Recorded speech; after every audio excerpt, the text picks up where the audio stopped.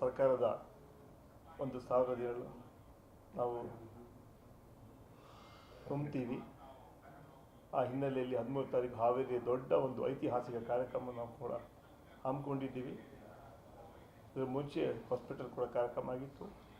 13ರಲ್ಲಿ ಹಾವೇರಿ ಕೂಡ ನಮ್ಮ ಸರ್ಕಾರ ಸಾಧನೆಗಳ ಬಗ್ಗೆ, ಅದರಲ್ಲೂ ವಿಶೇಷವಾಗಿ 1 ಲಕ್ಷ ಪಟ್ಟವನ್ನು ಕೊಡುವಂತಹ ಒಂದು ಐತಿಹಾಸಿಕ ಕಾರ್ಯಕ್ರಮ ಅವತ್ತು ನಾವು ಹಮ್ಮಿಕೊಂಡಿದ್ದೀವಿ. ಆ ಕಾರ್ಯಕ್ರಮಕ್ಕೆ ಎಲ್ಲ ತಯಾರಿಗಳು ನಾವು ಈಗಲಾಗಿ ಮಾಡ್ತಾಯಿದ್ದೀವಿ.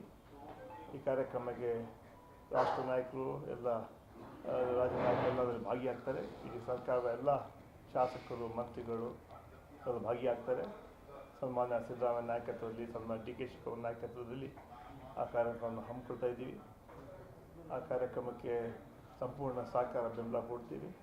ಅದ್ರ ಮೂಲಕ ಆ ಕಾರ್ಯಕ್ರಮ ಒಂದು ಹಬ್ಬದ ವಾತಾವರಣ ಆಗಿರಬೇಕು ಅಂತ ಹೇಳಿದ್ರೆ ಅದು ಸರ್ಕಾರದ ಕಾರ್ಯಕ್ರಮ, ಅದು ಪಕ್ಷದ ಕಾರ್ಯಕ್ರಮ ಅಲ್ಲ. 1 ಲಕ್ಷ ಫಲಾನುಭವಿಗಳಿಗೆ ಪಟ್ಟ ಕೊಡುವಂಥ ದೊಡ್ಡ ಒಂದು ಕಾರ್ಯಕ್ರಮ ಅವತ್ತು ನಾವು ಹಮ್ಮಿಕೊಳ್ತಾ ಇದ್ದೀವಿ. ಇದು ನಮ್ಮ ಸರ್ಕಾರದ ಕರ್ತವ್ಯ. ನುಡಿದಂತೆ ನಡೆದಿದ್ದೀವಿ.